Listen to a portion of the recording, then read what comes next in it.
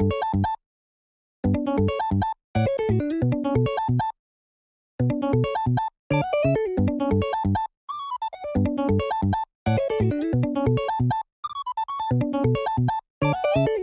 what's up, ladies and gentlemen? Good to see you again, and we've got a matchup against my man Frankie here, running the good old-fashioned Perona. And if you did watch the previous video of me against Perona, it was an L taken by me. But he does win the dice roll here and chooses to go second, and so I am out for blood, but this is going to be a tough matchup. Perona going second is very, very strong into this matchup. I personally want to go second. Like, usually speaking, I want to go first in most matchups, but this is one of the few that I'm like, all right, dude, I gotta steal second, because everything on curve for Perona is just so tough to deal with. If they see Ryuma on curve, if they see even Brook on curve, and then into a Moria, it's really rough to deal with their board. And I can try my best, but it just becomes a little tough to, you know, get some aggression going towards my opponent before they get 10 cost Ophi down, and they end up like getting 10 cost Ophi down still very healthy. So I'm like, fingers crossed that we gotta kind of avoid some cards out of my opponent's range and just hope that they end up bricking on certain turns. But I'm gonna go first. I'm gonna pass it over. He's gonna rest 2 for his first turn, play down the Rocinante. I do find myself like prioritizing KOing Rocinante quite a lot in the early stages of the game.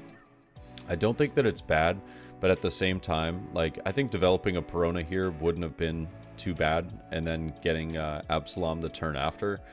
I guess it really just kind of depends on what he ends up playing down, but he's going to use leader effect to rest the Absalom, and now we'll see 5 into Absalom. I'll just let it go.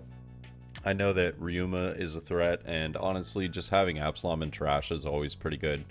I could have countered out. I'm not going to lie to you. I feel like with this matchup, I don't particularly know if it is best to counter there, simply because, you know, they do just like tend to have the Ryuma like 9 times out of 10. But I'm gonna go with Sabo, trash, getting a couple cards into trash, but also Sabo is just so nice into this matchup. The only way that my opponent can really like effectively deal with it is by either having Gecko Moria onto board, or potentially having Brook in hand and using leader effect to -1. So I'm basically putting my opponent on having Brook here. If he does not, then this Sabo is just going to, you know, do its job. And now we'll see a 5k into life. This is a pretty free take, but I also could just block, yeah. And now we'll see 4 for Kuzan, getting a draw card, and then Baby 5 also getting to draw 1. If you see right there, it looks as though he's going to be bottom decking a Ryuma. Oh, and a whiff, actually. So that's a massive plus for us. Massive plus for us. We are very, very happy about that. Kuzan does become a problem in this matchup, but it's something that I'm not sure how much I want to dedicate to. So I'm just going to swing 6 with Sabo into the Baby 5. I'm still very healthy on cards in hand, and now I'm just going to go a 7k pitching a Helmeppo, getting a couple cards into trash, but definitely bringing back Absalom to get down Kuzan. I don't want to be forced into a position where I'm trying to play my own Gecko Moria, and then Kuzan is just like the answer. And yeah, so this 7k swing is going to get countered out though. Just a block on Borsellino and a 2k counter right there. 8 Dawn turn. I'm looking at my opponent's trash, and I'm like, okay, the only card that could realistically be played is Kuzan from trash. So we're just going to see a 5k swing into life. I'll go ahead and take this one though. Just want to add to the repertoire of what we've got in hand, see if we can maybe make some plays out of it. But yeah, we're just going to see Kuzan and Rocinante. Rested Kuzan, active Rocinante, and now drawing 1 card and just passing it back over. I don't believe I've seen my 8 cost Moria yet. I did just draw into a Hogback though. So having Hogback is gonna be nice for getting that out of trash, but I'm just gonna keep poking and hopefully getting some cards out of my opponent's hand here. I'm going to swing 5. This is going to get a baby 5 counter out of hand. Pretty solid, all things considered. And now I know that for sure that I want to deal with the Kuzan. However, I know that Rosinante needs to die first. And I'm just thinking, where do I want to apply this 2 cost lower to? And I'm thinking that more than likely, I'm just going to apply it to Gecko Moria, because I actually had, of course, no 8 cost in hand right now, but I do have this kind of weird play with my opponent being at 5 cards in hand. So I'm just going to rest 4, and I'm going to play Perona to actively drop Gecko Moria down by another 3. So making it a 3 cost now. I can use Suru into leader effect and get Absalom to KO the Gecko Moria. Lucky for us, Rosinante cannot deal with that because Gecko is not rested just yet. So I am going to bring it down to a 1 cost. I don't want to let him get too far away while I don't have some of my top end right now. And yeah, I'm just going to trash a few cards, get back the Absalom though, KOing the Moria, and returning a few to the bottom of the deck. This was nice for me, but also a 6k into Kuzan, so I still have the 5 with Absalom as well as a 6 with Sabo to swing. So he's either letting it die or it's going to be punishment. I'm going to be taking all the cards from hand. And I'm going to go 5 here. This is just going to be a free Borsellino block. And now a 6 into Kuzan is going to get the block. And now he still maintains the Kuzan, which is honestly pretty great for him. However, this is like, I'm sweating a 10 cost Ophi right now. I'm like, oh god, I haven't done too much damage to my opponent yet, so 10 cost Ophi does get a little bit scary. Take a look at the life though, just to see like, okay, what are we potentially up against if he hits me with another Moria. It doesn't look as though he has it though. Like, it looks as though my man has definitely whiffed on the Morias right now, and that's just, or not the Morias and the Doflamingos. So we are in a pretty decent spot, all things considered. I know that with 5, you know, attackers on board as well as leader, the next turn I can be super aggressive. I can also manage board while going for life. Just comes down to how much he removes this turn, but without having either of those and no removal in trash, it does feel like his best options are going to probably be like the Brook in hand. And if he has, I don't believe he has Ryuma at the moment.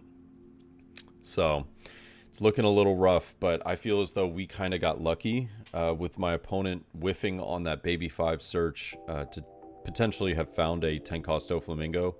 This is actually just really useful for us. Yeah, I know he's kind of just going through the process of like, okay, what's my best option of removing at least 2 characters off the board this turn. I know that Kuzan, Brook, it's realistically looking like that's his best option, but we're gonna see 5 into life, I believe, lowering Sabo.